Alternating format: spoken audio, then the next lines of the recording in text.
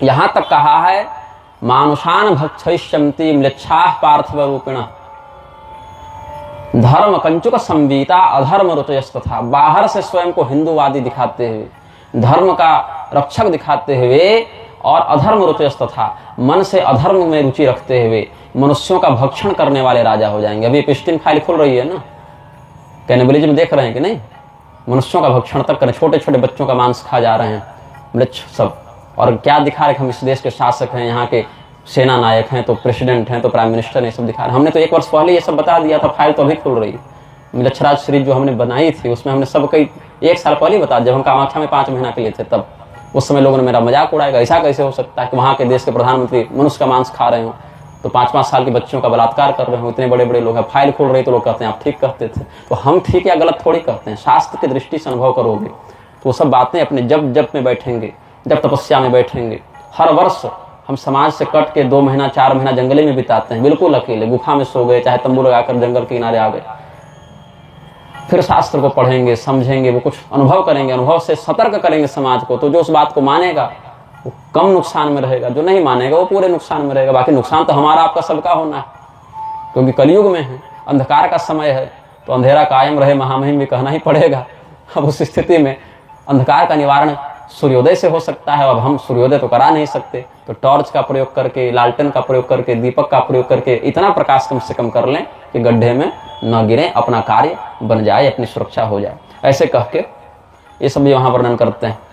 स्त्रियों को मारने वाले, बच्चों को मारने वाले, गौ और ब्राह्मणों की हत्या करने वाले, दूसरे की स्त्री को कैसे छीन लें, दूसरे का धन कैसे छीन लें, ऐसे सभी प्रजास्ते भक्षयिष्यन्ति म्लेच्छा राजनिरूपिणः, शासक का रूप धारण करके म्लेच्छ इस प्रकार से अत्याचार करने लगेंगे। तब अंततः जाकर कुछ कुछ ऐसे लक्षण दिखेंगे जो समाज को सीधे रसातल ले जाएंगे। जैसे कि सबसे पहले धर्म का बोध जाएगा, सत्य बोलने की प्रवृत्ति चली जाएगी, पवित्रता चली जाएगी, क्षमाशीलता चली जाएगी, प्राणियों पर दया करने की प्रवृत्ति चली जाएगी, व्यक्ति की आयु घटने लगेगी, याद रखने की क्षमता कम होने लगेगी, व्यक्ति का शारीरिक बल घटने लगेगा। तो सबसे अधिक श्रेष्ठ व्यक्ति किसको माना जाएगा कलयुग में? तो सुखदेव जी बताते हैं वित्तमेव कलौ नृणाम जन्माचार गुणोदय धर्म न्याय व्यवस्थायाम कारणम बलमेव ही। आपकी लैम्बोर्गिनी हो, चाहे पोर्श हो, चाहे 5 आदमी को कुचल दीजिए, 4 घंटे में बेल भी हो जाएगा, निबंध भी लिख लीजिएगा। क्यों? पैसा है आपके पास, है ना, संकेत समझ लीजिए।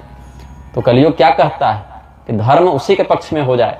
जितने धर्मगुरु बने घूम रहे हैं, आप मिलने जाइए नहीं मिलेंगे। वही विधायक सांसद को चला जाए, चाहे खुद स्वयं कितना बड़ा पापी हो, उसको वीआईपी प्रोटोकॉल भी दिया जाएगा। गुरुजी स्वयं फोटो खींचकर डालेंगे कि आज अमुक स्थान के मुख्यमंत्री महाराज श्री का दर्शन करने आए और मार्गदर्शन प्राप्त किया। क्या मार्गदर्शन मिला? ना नेताजी को पता है ना गुरुजी को पता है। वो नेता जीवन में गुरुजी का कोई काम न माने, धर्म के अनुसार बोला जाता। बहुत मानेगा तो ये कि गुरुजी आपके ऊपर ये मुकदमा है, इसको हटवा देते हैं, और गुरुजी आपको ये गाड़ी गिफ्ट कर देते हैं, तो बदले में आप अपने चेलों से जरा हमारे वोट बैंक को कर दीजिएगा। यही है आपसी समझौता, ये है ना। गुरुजी को विलासिता नेता प्रदान करें और नेता को सत्ता गुरुजी अपने शिष्यों के माध्यम से प्रदान करें। क्यों?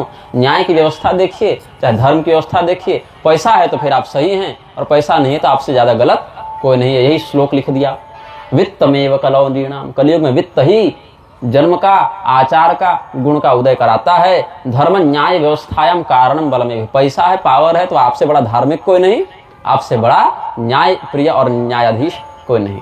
दाम्पत्य भी रुचि रहे तो एक दूसरे के मन में एक दूसरे की छवि बस जाए तो विवाह कर लो। स्त्रीत्वे पुंस्त्वे चहिरते विप्रत्य सूत्र में वही। स्त्री और पुरुष का दैहिक आकर्षण ही विवाह में प्रधानता रखेगा। अब तो कलयुग की कृपा से वो भी आवश्यक नहीं, समलिंगिकता भी बहुत चल रही है, अब गैरकानूनी भी नहीं रही। अब अवृत्या न्याय दौर्बल्यम। न्याय किसको नहीं मिलेगा? जो बेरोजगार हो। बेरोजगार न्याय की आशा कलयुग में न करे। पांडित्य चापलम वच। जो जितनी चापलूसी कर पाएगा उसको उतना बड़ा पंडित माना जाएगा। अनाढ़्यत्व व साधुत्व। सभी दुर्गुण कहाँ वास करेंगे? गरीबी में। साधुत्व दंभ एव। तो जो जितना बढ़िया मेकअप कर जितना बढ़िया विचित्र वेश बनाकर गद्दी पर बैठ जाए उसको उतना बड़ा साधु और उतना बड़ा सिद्ध महापुरुष माना जाएगा। स्वीकार एव चोद्वाहे। कबूल है कह दो तो हाँ ठीक है, विवाह पति पत्नी हो गए, और कहे कब नहीं बनेगा तो डाइवोर्स फाइल कर दिए। स्नान अमेव प्रसादनम। सबसे बड़ा श्रृंगार स्नान मात्र है। लावण्यम केश धारणम। केश सज्जा करना सबसे बड़ी सुंदरता है। उदरम भरता स्वार्थ। सबसे बड़ी उपलब्धि जीवन की क्या मानी जाएगी? जीवन में सेटल हो जाओ, कुछ कमाने धमाने लगो, पेट भर लो तो तुम सबसे अधिक सफल माने जाओगे। सत्यत्वे धार्ष्ट्रमे वही, किसी व्यक्ति को कड़ी बात सच्ची सच्ची कह दो तो कहेगा तुम असभ्य हो, तुम धृष्ट हो, तुम विनम्र नहीं हो, तुम समाज में व्यवहार कुशल नहीं हो। और मैं रोज झेलता हूं अपने जीवन में, रोज हमको ये सुनने को मिलता है। मेरा तो नाम ही लोगों ने निंदकाचार्य रख दिया कि तुम सबकी निंदा करते हो। हमने कहा कि चापलूसाचार्य बनने से अच्छा है निंदकाचार्य बन के रहो। दाक्षम कुटुंब भरणम, कौन व्यक्ति सबसे अधिक निपुण माना जाएगा? जो अपने घर का परिवार का पेट पाल ले। यशोर्थे धर्म सेवनम, अपने कल्याण के लिए धर्म नहीं किया जाएगा। समाज हमको जाने कि हम इतना बड़ा कार्यक्रम किए, इसके लिए धर्म करेंगे लोग। एवं प्रजाभिर दुष्टाभिराकिरणे क्षितिमंडले, ऐसे पूरी प्रजा ही जब दुष्ट हो जाएगी, उसी प्रजा से निकलने वाले शासक भी दुष्ट होंगे। तो ब्रह्म क्षत्र विट क्षत्र शूद्राणाम यो बलि भविता नृपः प्रजा लुब्धय राजन्य निर्घृणैर दस्यु धर्म भी। ब्राह्मण, क्षत्रिय, वैश्य, शूद्र, इसमें कोई अपना काम नहीं करेंगे, अपना कर्तव्य छोड़कर दूसरे का काम करेंगे। जिसका समाज जिस समय ज्यादा पैसा और ज्यादा शक्ति से युक्त हो जाए वही राजा बन जाएगा, लेकिन फिर भी प्रजा का कल्याण करेगा नहीं। चाहे गद्दी पर किसी को बैठा दो, ब्राह्मण को बैठा दो, क्षत्रिय, वैश्य, शूद्र, किसी को बैठा दो। क्यों? एक सामान्य जो बौद्धिक संक्रमण है सब में। अभी देखिए न्यायपालिका में 80% तो सब अनारक्षित वर्ग के ही लोग बैठे हुए हैं, और फिर भी भारत की ऐसी दुर्गति है। तो इसीलिए किसी एक व्यक्ति को दोष नहीं दे सकते। अयम तु युग धर्मो ही वर्तते कस्य दूषणम, जब युग ही इस प्रकार का संक्रमण सबके मन में डाला है तो इसमें किसको दोष दे सकते? तो अभी जो धर्म दिख रहा है वो धर्म नहीं है, धर्माभास है। 5 प्रकार का धर्म बताए थे ना, विधर्म, परधर्म, आभास, उपमा, छल। तो धर्माभास बाहर से देखने से लगे कितना बड़ा धर्म कर रहा है। अभी एक धर्माभास देखिए अभी कहाँ चल रहा है, अयोध्या में अश्वमेध यज्ञ। तिथि निकाली गई 15-16 तारीख से, लेकिन फाइनल नहीं किया क्योंकि मोदी जी अभी तक कंफर्म नहीं बताए कि हम आ पाएंगे कि नहीं उस टाइम पर। तो एक बार वो बता दें तो फिर उसके अनुसार ग्रह नक्षत्र कुछ मोड़े जाएंगे। क्योंकि महादेव के स्थान पर तो नेताजी का नाम, हर हर महादेव के स्थान पर नेताजी के नारे लगने लगे तो फिर ग्रह नक्षत्र का नियंत्रण भी करेंगे ना। अब यही कह दो तो सत्यत्व धार्ष्ट में वही, धर्म को धर्म रहने दें, नीति को नीति रहने दें, राज्य को राज्य रहने दें, न्याय को न्याय रहने दें, तो कलयुग कहाँ बचेगा। इसलिए कलयुग धर्म को धर्म नहीं रहने देगा, धर्माभास बनाएगा। न्याय को न्याय नहीं, न्याय का आभास, आभासी सब कुछ, आभासी धर्म, आभासी राष्ट्रभक्ति। बताइए अभी अगर मैं पाकिस्तान को 10-20 करोड़ दे दूं और वहां के आतंकवादी उस पैसे से हथियार खरीद कर भारत में बम फोड़ दें तो मुझे राष्ट्रभक्त मानोगे कि राष्ट्रद्रोही मानोगे, देशद्रोही मानोगे? देशद्रोही मानोगे ना। और मोहनदास करमचंद गांधी अनशन पर बैठ गया कि 55 करोड़ दो पाकिस्तान को, नहीं तो मर जाएंगे। उसकी जान बचाने के चक्कर में भारतीय जनता के पैसे 55 करोड़ दिए गए, वो राष्ट्र का बाप बन गया है ना। अब ये कह दो तो कहोगे कि धृष्ट हो। स्वयं विवेक का प्रयोग करो भाई, स्वयं विचार करो कि जिन लोगों को तुम महापुरुष मानते हो, जिन लोगों को तुम श्रेष्ठ मानते हो, जिनके आदर्शों के आधार पर इस देश को चलाना चाहते हो, उनका स्वयं का जीवन धर्म के परिभाषा में कितना अच्छा था, कितना कल्याणकारी था। तो बाहर से नहीं लगता। कई लोग तो जिद करते ये वाला आशीर्वाद दीजिए, ऐसे बोलिए, ऐसे माथा पर हाथ रखे तब फोटो खिंचाएंगे। ये सब तमाशा हमको बिल्कुल अच्छा नहीं लगता। आप आए हैं, ठीक है, चित्र की इच्छा है, चित्र लीजिए और जाइए। बाकी हड्डी खून चमड़े का शरीर आपको कितना काम देगा? आप हमारे साथ फोटो खिंचवा भी लेंगे तो उससे क्या बनिया बिगड़ जाएगा? जो खून हड्डी चमड़ा आपके शरीर में लगा है सो हमारे शरीर में लगा है। सौभाग्यशाली रहे तो श्मशान में जलेंगे, नहीं तो कुत्ता बिल्ली नोच खाएंगे। तो उससे कोई लाभ नहीं। लाभ आपके आचरण से होगा और आचरण शास्त्र सम्मत होना चाहिए। बाकी हम हाथ रख दें तो ना बन जाइएगा ना भस्मासुर जैसा भस्म हो जाइएगा, कुछ नहीं होना है। लेकिन गुरुओं का अहंकार चेलों के कारण, अरे आप तो सीधे महापुरुष हैं, आप तो सीधे अवतार हैं, तो आप जो कह दें सो हो जाए। तो गुरु जी को लगता है कि अब तो सीधे हम ही हैं जो हैं सो। तो उनका जो पहले से कुछ दंभाभिमान होगा उसको और खाद पानी मिल जाता है। उनको लगता है कि अब तो गुरु ब्रह्मा मतलब हम ही ब्रह्मा, गुरु विष्णु मतलब हम ही विष्णु, गुरुदेव महेश्वर तो हम ही महादेव हो गए। ऐसा नहीं है।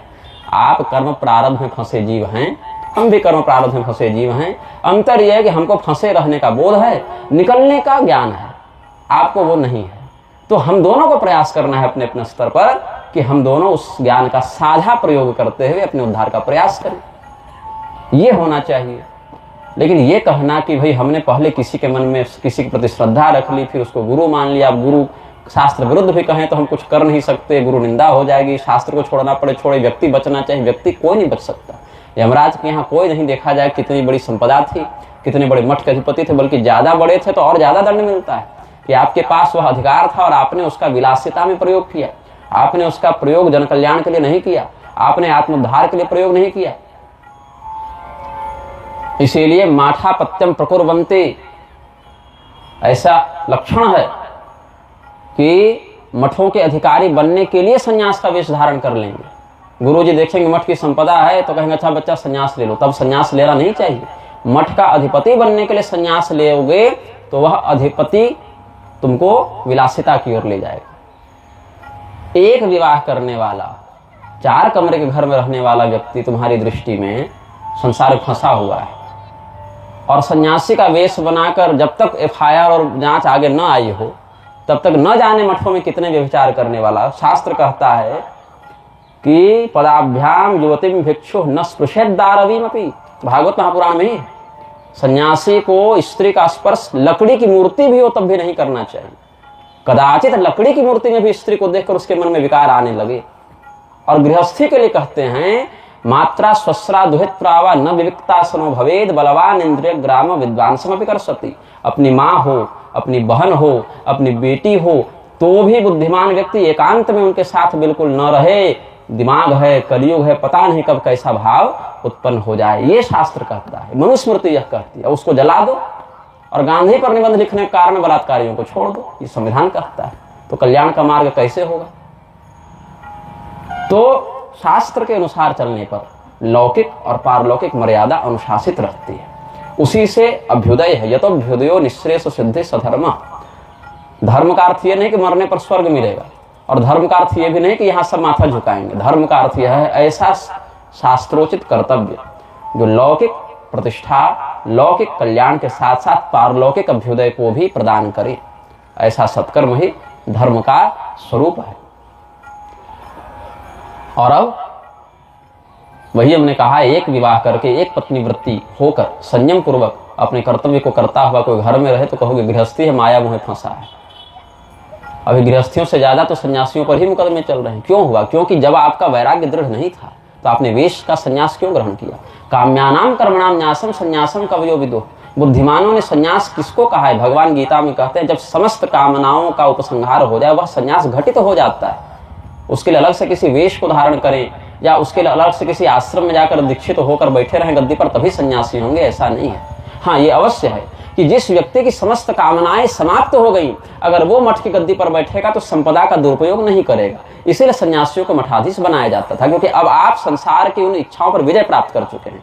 भोगी विलासी को बनाएंगे तो मठ की संपदा का अपहरण करेगा और उसका विनियोग धर्म के लिए नहीं करेगा, इसीलिए बनाते थे। तो उल्टा हो गया, सठा मठ निवासी न हो गया।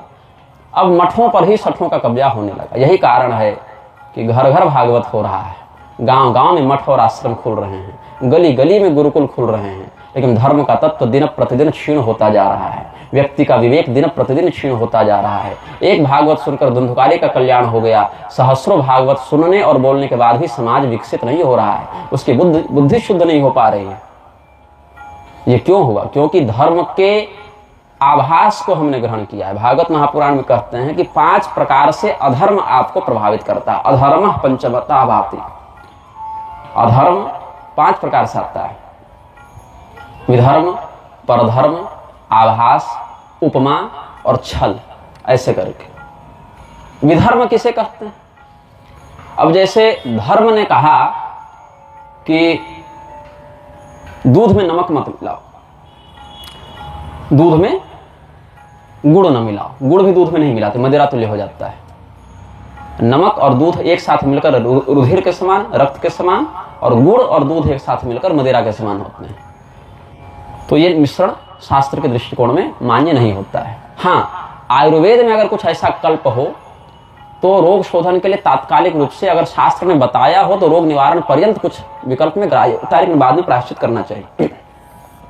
अब आपने उसको उल्टा समझकर गलत तरीके से किया। दूध पीने के लिए कहा शास्त्र, लेकिन शक्कर नहीं मिलाए, मिश्र नहीं मिलाए, गुड़ मिला दिया। वह हो गया विधर्म, विकृत धर्म। मतलब करने तो गए धर्म, लेकिन विधि का पर्याप्त ध्यान आपने नहीं रखा। परधर्म क्या है? अपना कर्तव्य छोड़कर दूसरे का कर्तव्य करना। जैसे उदाहरण हमने दिया था, तेल बेचना या दूध बेचना, ये धर्म है कि अधर्म है? बोले ये तो कुछ नहीं है, ये तो एक सामान्य व्यापार हुआ। लेकिन यहां भी धर्म अधर्म लग जाता है। ब्राह्मण तेल नहीं बेच सकता। तेल का व्यापार करना तेली जाति का प्राकृतिक शास्त्रोक्त कर्तव्य है। वो ब्राह्मण करेगा तो ब्राह्मण को दोष लगेगा। दूध बेचना गोप जाति का, ग्वाला का प्राकृतिक शास्त्रोक्त कर्तव्य है। वो ब्राह्मण दूध बेचेगा तो दुग्ध विक्रयी, तैल विक्रयी ब्राह्मण जो है वह वेद मंत्र नहीं पढ़ सकता, फिर अनुष्ठान नहीं करा सकता, यज्ञोपवीत का अधिकारी नहीं रखता, उसका लाइसेंस निरस्त, अवैध हो जाता है, उसका ब्राह्मणत्व समाप्त हो जाता है, तो वह परधर्म हो गया।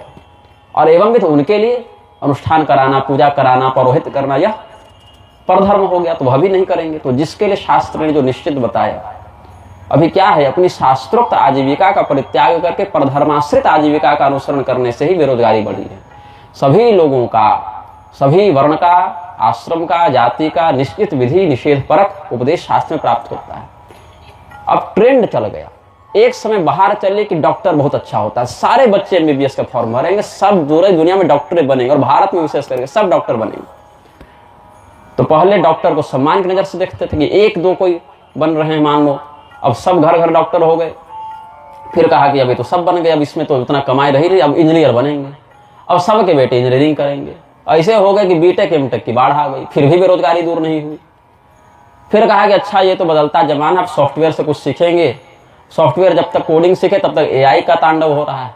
अब एआई के चक्कर में नौकरी संकट में पड़ रही, कंपनियां छटनी करते फिर रही, हर 10-20 साल में ट्रेंड बदलता है। तो एक बार एमबीए वाला भी चला था, सब एमबीए करेंगे। भाई शास्त्रोक्त शिक्षा और शास्त्रोक्त आजीविका अच्छा, और नौकरी के लिए मुसलमानों ने कोई आंदोलन नहीं किया भारत में, वो धीरे धीरे आजीविका पर कब्जा करते रहे, फल के पूरे व्यवसाय पर कब्जा किया, फूल के पूरे व्यवसाय पर कब्जा किया।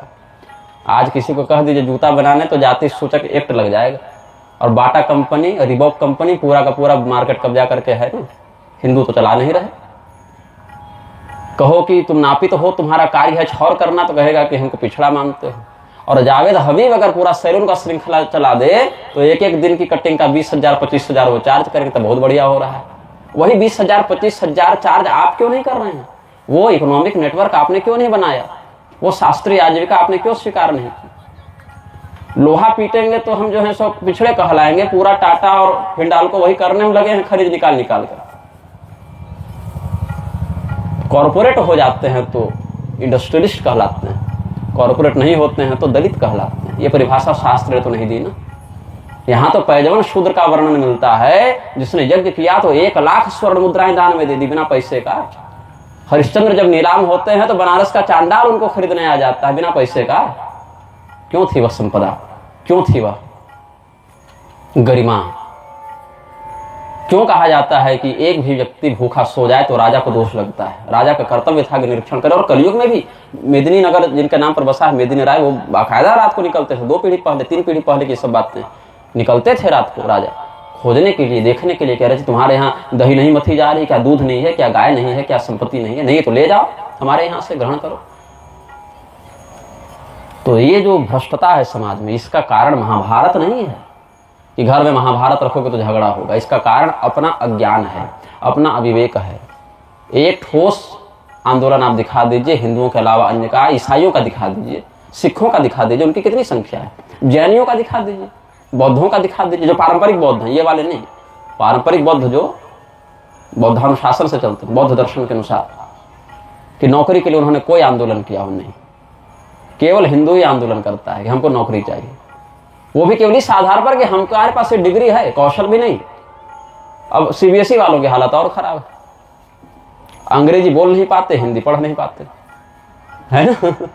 अच्छा, हम भी सीबीएसई से ही पढ़े थे, लेकिन हमने अपनी शिक्षा को डिग्री का मोहताज नहीं बनाया था।